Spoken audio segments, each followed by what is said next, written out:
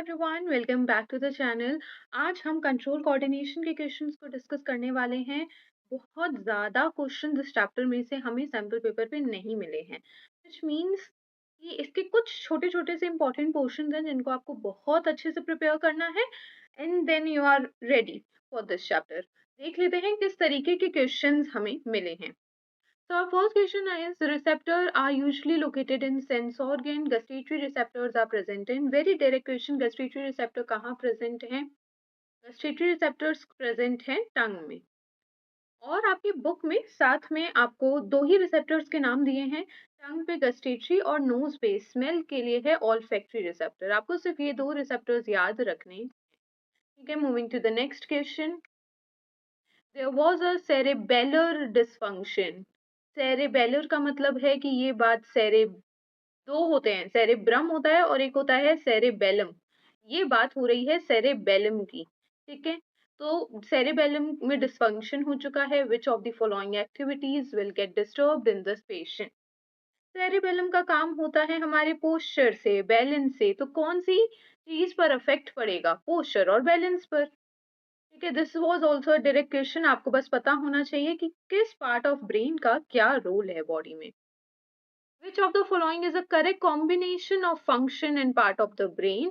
यहाँ पे अगर हम देखें तो कौन किसके लिए करेक्ट कॉम्बिनेशन है, हमें उसे ढूंढना है। First is posture and balance by cerebrum. No, ये रॉन्ग है। Cerebellum is responsible, right? Salivation medulla in mid brain. Medulla mid brain में कहाँ होता है? वो तो हाइंड ब्रेन में होता है, तो ये इस कारण से गलत है। हंगर पॉन्स रेगुलेट नहीं करता है। ठीक है, हंगर वैसे कंट्रोल किया जाएगा हाइपोथैलेमस के through. Then blood pressure medulla in hind brain, this is correct. ठीक है, so this is the correct option. Again देखिए, दो क्वेश्चंस हैं जो ब्रेन से रिलेटेड अभी तक आए हैं। तो ब्रेन में आपके लिए बहुत इंपॉर्टेंट है कि आप पार्ट ऑफ ब्रेन और उनके फंक्शंस अच्छे से करें। Blood glucose level, yes, hormones वाला टॉपिक भी इम्पोर्टेंट है। Blood glucose level in a patient was very high. It may be due to inadequate secretion of. देखो, ग्लूकोज का अगर लेने देने की बात है, ग्लूकोज की बात है, तो ये डायरेक्ट रिलेशन इंसुलिन का ही है।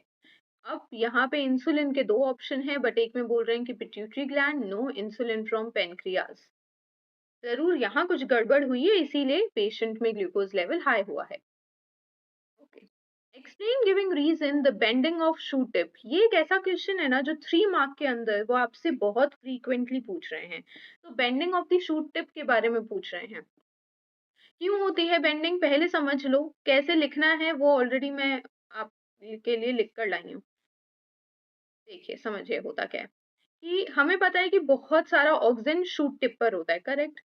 ये जो ऑक्सीजन है ना, इसकी एक खास बात ये है कि इसको लाइट नहीं पसंद, ये सेंसिटिव है लाइट के लिए। तो अब जैसे ही धूप की रोशनी पड़ेगी, मान लीजिए यहाँ पे सन है, तो जैसे ही इस पे रोशनी पड़ेगी, ये ऑक्सीजन इस तरफ शिफ्ट हो जाएंगे, क्योंकि ये यहाँ पे तो लाइट पड़ रही है और ऑक्सीजन को लाइट पसंद नहीं है, तो वो आ जाएंगे शेडेड एरिया में। यहाँ पे ऑक्सीजन जैसे ही यहाँ पे अलाइन हो जाएंगे, वो इस साइड को ज्यादा ग्रो करवाएंगे एज कंपेयर टू दिस। अब अगर इस साइड ऑक्सीजन है और यहाँ पे ऑक्सीजन नहीं है, तो ये ना इस तरीके से ग्रो करता जाएगा। ये भी ग्रो कर रहा है, बट ये धीरे ग्रो कर रहा है और इस तरीके से हो जाएगी पूरी बेंडिंग। इसीलिए हम देखते हैं कि सूरज की तरफ, यानी अब ये जो होगा ये धीरे धीरे ऐसे होना शुरू हो जाएगा, यानी सूरज की तरफ बेंडिंग प्लांट की हो गई। इस तरीके से प्लांट में बेंडिंग होती है। वही आपसे पूछ रहे हैं तो कैसे लिखेंगे? पहले बताएंगे कि ऑक्सिन वो हार्मोन है जो रिस्पॉन्सिबल है ग्रोथ और बेंडिंग दोनों के लिए। ऑक्सिन सेंसिटिव होता है लाइट के लिए, इसीलिए जब शूट टिप पे लाइट पड़ती है, it diffuses towards the shady side of the stem. Clear? It stimulates the growth of cell on the shady side. Of course वो वहां पे ज्यादा ग्रोथ करवाएगा, जिससे प्लांट की बेंडिंग हो जाती है। सिंपल इजी, लेकिन बहुत इंपॉर्टेंट है, अच्छे से करके जाना। प्लस ऐसा कुछ डायग्राम भी आप ड्रॉ कर सकते हैं साथ में। Next, how is the mode of action in beating of heart different from reflex action? ये दोनों में क्या फर्क है? इन दोनों में क्या फर्क है, अगेन मैं लिख कर लाई हूँ ताकि क्लियर पॉइंट्स आप लोग यहाँ से नोट डाउन करें और लर्न कर लें। Beating of heart involuntary action होता है। रिफ्लेक्स एक्शन का तो मतलब सडन रिस्पॉन्स होता है, लेकिन ये एक इनवॉलेंट्री एक्शन है। इनवॉलेंट्री एक्शन में आपको स्टिमुलस की जरूरत नहीं होती है, right? You do not require any stimulus. हमेशा मेरी पूरी जिंदगी ये होगा जब तक हम जिंदा हैं, और इसे रेगुलेट भी कौन करता है? ब्रेन। लेकिन अगर बात रिफ्लेक्स एक्शन की है तो स्टिमुलस तो चाहिए। ठीक है, ये पूरी जिंदगी नहीं होता, ये सिर्फ उन टाइम पर होता है जब बॉडी को कोई स्टिमुलस मिलता है, कोई कोई चेंज होता है मेरे सराउंडिंग में, तभी मेरा स्पाइनल कॉर्ड या मेरे बॉडी में रिफ्लेक्स एक्शंस जनरेट होते हैं। और इनको कंट्रोल भी कौन करता है? Spinal cord. So these are the basic differences between these two events. अब यहाँ पे किसी भी इनवॉलेंट्री एक्शन का नाम आ सकता था और रिफ्लेक्स एक्शन का नाम आ सकता था। आपको इस तरीके से थोड़ा सोच समझ के डिफरेंशिएट कर देना है। Draw and explain how the nerve cell help in transmission of impulse. ठीक है, ये जो पोर्शन है ये मुझे लगता है सभी स्टूडेंट्स को उनके टीचर्स ने बोला होगा पढ़ाते समय कि इसको तो करना ही है, और मैं भी यही कहूंगी कि इसे किए बिना नहीं जा सकते। डायग्राम प्रैक्टिस कर लो, बहुत अच्छे से कर लो, सॉरी क्योंकि आपको डायग्राम ड्रॉ करने के लिए भी डायरेक्टली बोला जा सकता है और एक्सप्लेन तो करना आएगा ही। अब कैसे एक्सप्लेन करेंगे? नर्व सेल में सबसे पहले बताओ, a nerve cell has dendrites, cell body, axon, nerve ending. ये 4 मेजर पार्ट्स हैं आपके लिए। डेंड्राइट्स को जब स्टिमुलस मिलता है या कोई सिग्नल मिलता है, तो वो सिग्नल को इलेक्ट्रिकल सिग्नल में कन्वर्ट कर देता है और उसे सेल बॉडी पे भेजता है। सेल बॉडी से ट्रेवल करता है इम्पल्स एक्सॉन तक, एक्सॉन में पूरे एक्सॉन में ट्रेवल करेगा, नर्व एंडिंग तक जाएगा, और वहां जाके वो क्या करता है कि उस इलेक्ट्रिकल इम्पल्स को कन्वर्ट कर देता है केमिकल इम्पल्स में, यानी केमिकल मैसेंजर्स प्रोड्यूस करता है जिसका नाम है न्यूरोट्रांसमीटर्स। ये न्यूरोट्रांसमीटर्स दो न्यूरॉन्स के बीच का गैप कवर करते हैं, यानी गैप का भी एक नाम है आपकी बुक में, सिनेप्स। ये इसे कवर करते हैं और अगले डेंड्राइट तक पहुंचते हैं और फिर सेम प्रोसेस कंटिन्यू होता है। ठीक है, क्या बोला मैंने कि जैसे कोई रिस्पॉन्स आया, यहाँ पे रिस्पॉन्स जनरेट हुआ, डेंड्राइट को ये रिस्पॉन्स मिला, उसने पूरी इसने क्या किया? इलेक्ट्रिकल इम्पल्स में कन्वर्ट कर दिया, और ये पूरा इलेक्ट्रिकल इम्पल्स इस एक्सॉन में से पास हो रहा है। जैसे ही एक्सॉन में पास होगा और वो इन नर्व एंडिंग तक आएगा, यहाँ पे ना वो इस इलेक्ट्रिकल इम्पल्स को कन्वर्ट कर देगा किसमें? न्यूरो में। न्यूरोट्रांसमीटर में जैसे ही कन्वर्ट होगा, जस्ट इसके पीछे इतनी सी दूरी पर एक और डेंड्राइट था। बिल्कुल, इस गैप को हम कहते हैं सिनेप्स, और इसको क्रॉस कौन करेगा? ये न्यूरोट्रांसमीटर, और पहुंच जाएगा अगले डेंड्राइट पे। फिर वापस से वो इसको इलेक्ट्रिकल इम्पल्स में कन्वर्ट करेगा और पूरा प्रोसेस कंटिन्यू होगा। ठीक है, moving to the next question. Both over production and under production, देखिए फिर से हार्मोन पर बात आ चुकी है। कहते हैं कि अगर ग्रोथ हार्मोन ओवर प्रोड्यूस हो या अंडर प्रोड्यूस हो जाए, ज्यादा या कम, दोनों से ही डिसऑर्डर होता है। बिल्कुल होता है, सही बात है। अगर ग्रोथ हार्मोन बहुत ज्यादा प्रोड्यूस हो जाए तो जाइगेंटिज्म का प्रॉब्लम हो सकता है, यानी कि ओवर हाइट, एक्सेसिव हाइट मिल सकती है, जैसे कि खली को है। देन अंडर प्रोडक्शन में यू सी ड्वार्फिज्म, ड्वार्फिज्म से आपको स्टंटेड ग्रोथ मिलती है। ठीक है, ये जो लोग होते हैं जिनकी हाइट बहुत ज्यादा है या फिर बहुत छोटे हैं, बौने हैं जो, उनमें ग्रोथ हार्मोन की या तो डेफिशिएंसी है या ओवर प्रोडक्शन है। Clear? Next question, again from hormones pertaining to endocrine system, what will you interpret if you observe a swollen neck in people living in the heels? देखो, सोलन नेक जो है वो एक प्रॉब्लम है जिसको हम कहते हैं गोइटर, और ये कब होती है? जब थायरॉक्सिन नाम का हार्मोन प्रॉपरली प्रोड्यूस नहीं होता।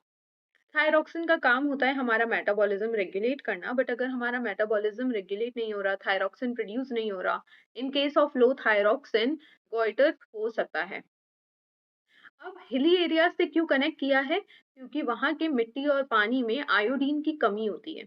आयोडीन की कमी होने के कारण बॉडी में थायराइड ग्लैंड थायरॉक्सिन प्रोड्यूस नहीं करता, जिसके कारण गोइटर हो जाता है। Clear? Next, over secretion, same चीज, gigantism. Then facial hair develop in boys aged 13.